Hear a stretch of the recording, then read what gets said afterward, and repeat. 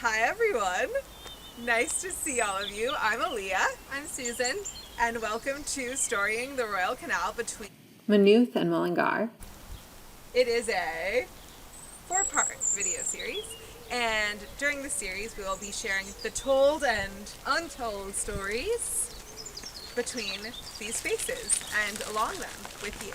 So please make sure to join us for these 4 videos and to partake with us. And how can they partake, Susan? Well, if you look in the description box below, you will see a link, and by clicking on this link, you can share all of the stories that you discover along your section of the Royal Canal. So exciting. Let's do it. Off we go.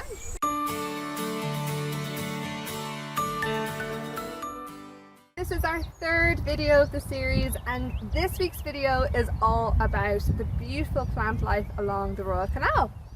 It is gorgeous and it is in full bloom. The plants are kind of the main characters of the Royal Canal right now if we were telling our story through the lens of the most vibrant life that's here at the moment, I would think. What do you think? Absolutely. So let's go and have a look and see what wonderful characters we can come across along the Royal Canal.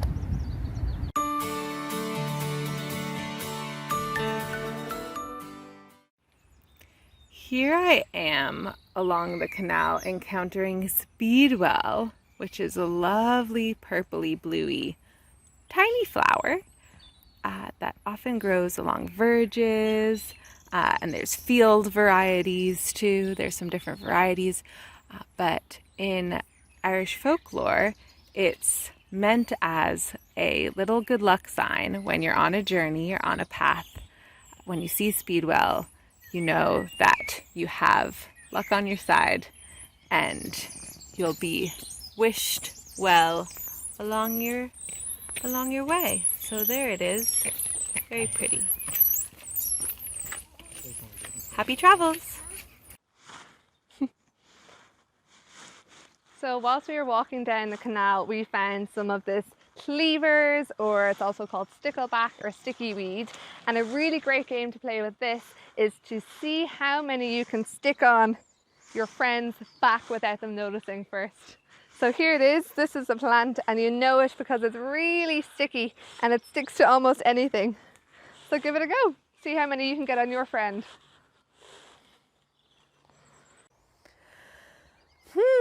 So we're strolling along the canal here in Maynooth, and we encountered these lovely umbrella-shaped flowers. They're kind of creating a little umbrella. And Susan and I were wondering, okay, what are we looking at? And we think that this leaf here, with kind of the purpley, hairy stem and really, really soft leaves, we're thinking this is a plant called cow parsnip. And we're also thinking that we're looking at another plant embedded right next to it, which is a plant with more feathery kind of leaves. We're having a little pause because we're not exactly sure what's happening. So I'm going to get out PlantNet, which is an app that I love. I don't know if we're going to be able to see it, but it has a little leafy symbol, and we'll send a link with it. But what I can do is I can take a photo of the plant, I can take a photo of the flowers, or I can take a photo of the leaves. It's a great app. And then I can send it through the app's memory, which is a collection of other people's identification questions too. And experts go through and help sort through which is which, and we can find out what we're looking at a little more carefully. It's still not a guarantee, but it's help on our way for identification. So I'm going to keep trying that out, and we'll get back to you on the exact identification we arrive at.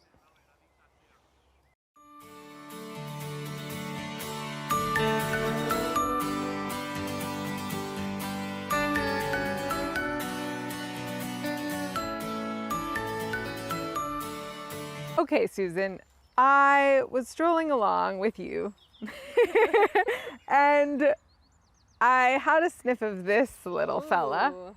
And what's this one called, Leah? I think it's Herb Robert. It has this really pinky purpley color. It's small. It has a really reddish stem, but why do you think it smells kind of funky? Well, I've heard that people used to use this as a mosquito repellent. So to keep all those little midges and mosquitoes away, they used to grind it up and make it into a balm or something like that, and keep all those midges away. So do you think if it was a particularly muggy or midgy heavy day, should I do a little Herb Robert rub? Absolutely. Okay. Why not? See if it works for you. Give it a go. Aha! Some hawthorn haws. The first of the season I've seen, but they look a little bit weathered, and I'm really curious about that. The berries of the May tree or the hawthorn tree are here, these lovely red berries. The seeds are not acceptable for humans to eat. They will poison us. However, the fleshy bits around them can be eaten. So just be really careful and make sure you're with an adult if you want to taste them. But yeah, these are the first red hawthorn haws I've seen so far. So I'm just curious about their story and what they're doing here. They're also next to this kind of spider web in here. So wondering if you're noticing any of those by you. It's been glorious uncovering these hidden stories amongst the plants in Maynooth. And I think it's time for us to check out what's growing and what stories are lingering in Mullingar. Are you ready? Let's go! Hello! We made it to the Mullingar side of the canal, and we're here to explore some of the plants and their stories around this area.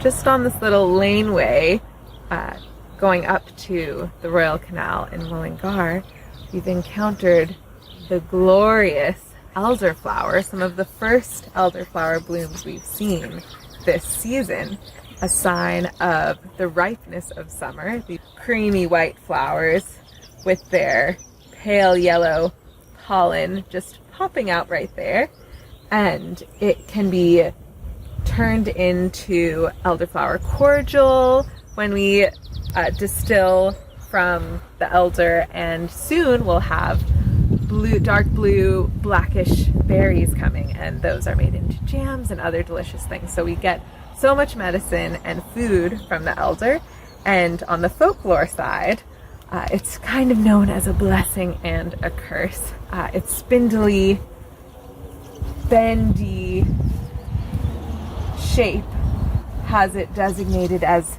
kind of bad luck tree on the one hand, a shrub, and on the other hand, some people will keep it with them as a form of protection. So it has a balance of considerations when we take it into account. But here's the elder. Nice to see you, and nice to hear your stories, and we'll think of you as we're on our way.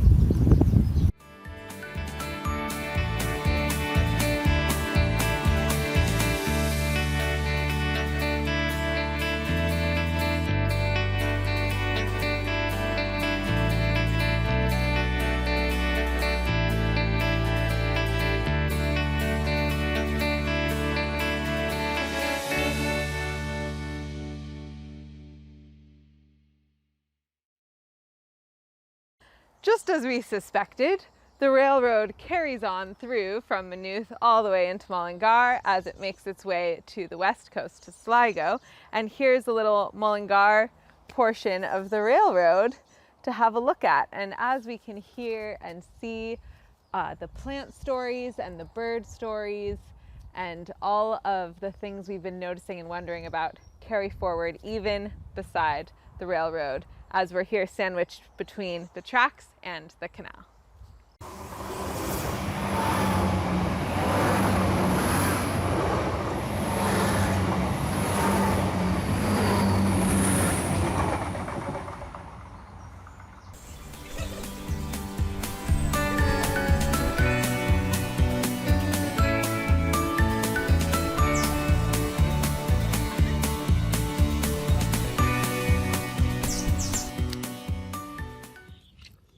I'm wondering about the story of these daisies here that are just growing out of this bridge and finding their way, even though there's very minimal soil and space.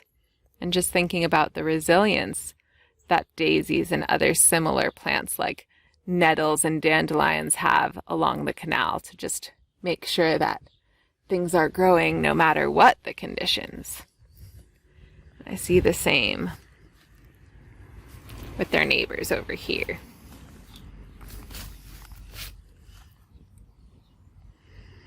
On the daisies.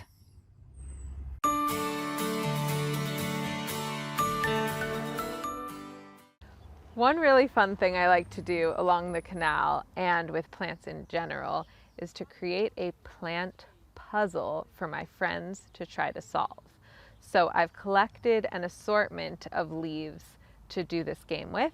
It's best with bigger leaves, just so you have a bit more to work with for the puzzle. But if you have a smaller leaf, it could be even more of a challenge. So whatever floats your boat.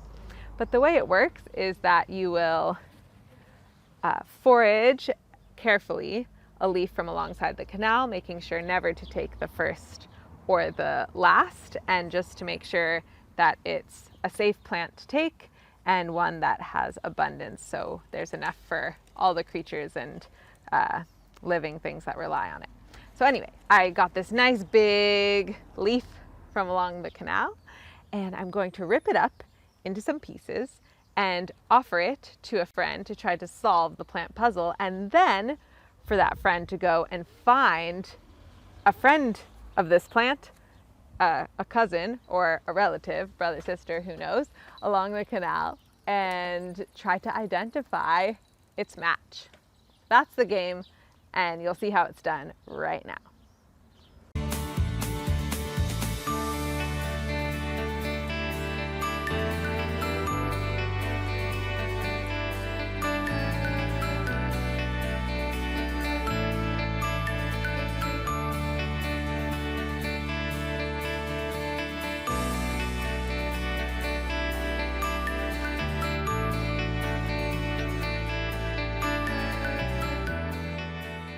So when we were looking at the canal and the history of the canal, we came across some beautiful photos in ducas.ie, which is a fantastic resource online. And what we had found were some little baskets or kishon, which some children had made using rushes. Now, we found some other things that we could use to weave or to make baskets with, and we found some grasses and some of these lovely ribwort plantain, which can also be used for weaving. So why don't we give it a go and create our own little woven structures. So the first thing I did was I found 4 long pieces of ribwort plantain, but you can find any sort of long plant for weaving. So then I wrapped one of the pieces around the 3 other strands, and I kept this one kind of as my needle, and using your needle I went over and under and over and under the different strands to create a pattern, and that was it. Oh, I love exploring the plants along the canal, Susan. It was really lovely. So nice, and we can't wait to see how you add to our stories along the canal with the plant puzzles you create with your family, or through some special plant identification using PlantNet or some other tool, and other stories that you find from these main characters in bloom this time of year. Absolutely. Thanks for watching. See you next time.